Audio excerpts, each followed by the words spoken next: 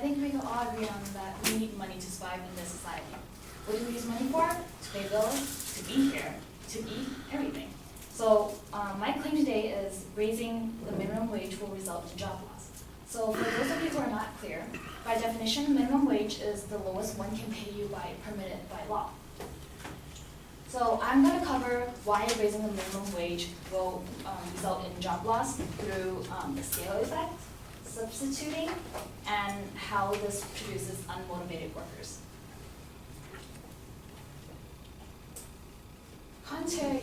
Contrary to popular belief, a boost in minimum wage will create job loss.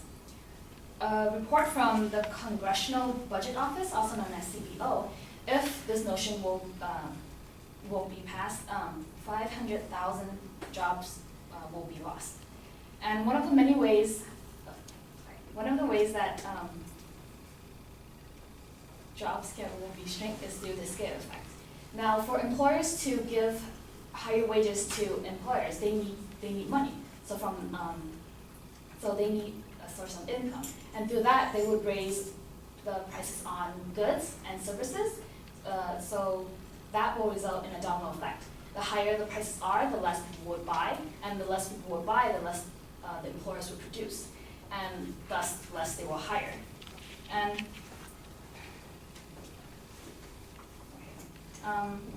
the second result is substitution. It is far cheaper to replace a human being with a machine. I think this is very common in bigger chain stores where you see self-checkout machines, where there's nobody there, you just self-checkout.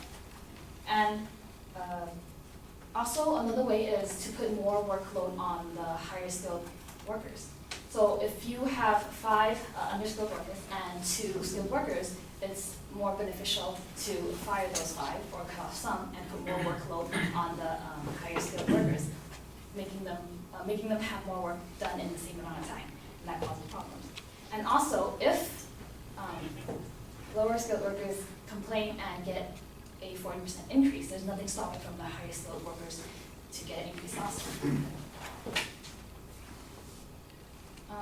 The third point is raising the minimum wage will fail to help motivate underskilled workers.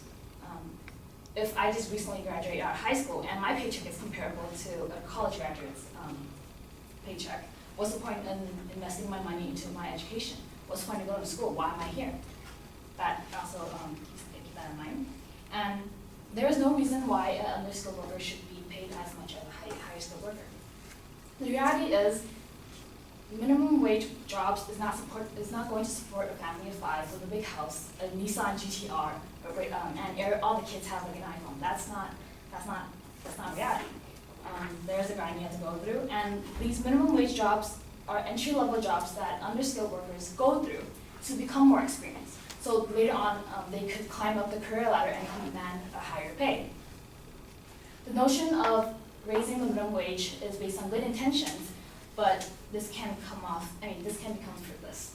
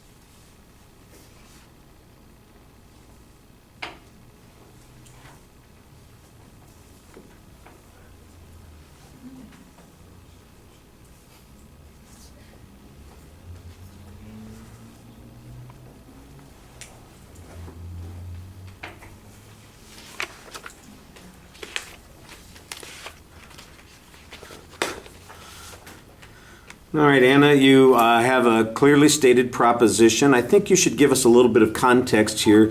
Talk about how there have been proposals to increase the minimum wage, that people are often campaigning on this issue, that there are states and localities that are doing this, the federal government's doing this, so we know why this is a continuing conversation, why it's important to be talking about this now, because there's always going to be a minimum wage. So your problem seems to be the idea that we're increasing the minimum wage. Well, aren't they always talking about that? There's a different situation or circumstance here, and I think that that would give your argument a little bit more impetus. The secondary points are laid out, but the first two are not stated as claims. The third one is stated as a declarative statement. The first two just are topic areas. Now, as we're listening to you explain the topic areas, I think we can infer what your claim is, but in an oral argument, it shouldn't be something that we have to infer. It should be a clear declarative statement. I think that's a little bit problematic. You did have one piece of evidence from the CBO that you're actually citing before you get to any of your supporting evidence. So it's like, let me prove my claim, and then I've got these other things that I'm going to talk about too, as opposed to these other things prove that claim. I've already taken care of that by providing the CBO data. The CBO data, by the way, has elements to it that would probably be worth investigating for the person who's doing the refutation on this particular issue. Now, the whole idea that there's an influence of increasing prices and a variety of effects, kind of, I think you referred to as scale effects that are going to occur because of an increase in minimum wage, is explained, but it's not documented. We've had increases in the minimum wage in the past. Have we had this particular kind of effect? Is there a way to demonstrate that is this true? Or is this just what somebody thinks is going to happen? I didn't get any information on that particular point. The example of replacing workers, for instance, with technology, you say, well, you've got a good hypothetical example there. I think people probably have seen those self-checkout sorts of things, but it wouldn't surprise me at all that, to be honest, I've seen self-checkout things arriving when there wasn't any increase in the minimum wage. So what makes it likely to believe that it's the increase in the minimum wage that's going to produce that, rather than just we've got a new technological innovation that's going to save us some costs on labor, let's go ahead and do that sort of thing, minimum wage or not. You're saying that this is a unique kind of thing because the wage is going up.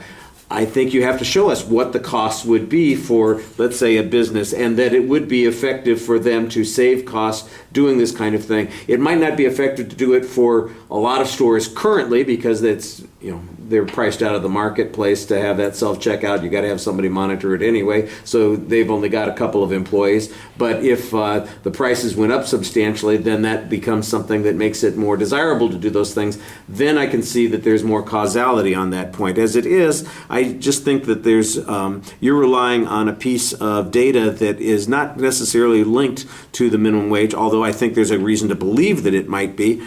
But you need to do more than just give us that reason. And that's the problem with a lot of the arguments. You kind of explain the theory behind the argument without demonstrating that those arguments are true. The third claim was the one that I said was most clearly stated as a claim, and I thought that was fine. I do think, however, that you need some data on that. You basically just give this information that says they're all entry-level jobs. Well, are they all entry-level jobs? Are those the people who have those jobs? Everybody who's getting paid minimum wage is a teenager who's just getting out of school, or it's their first job.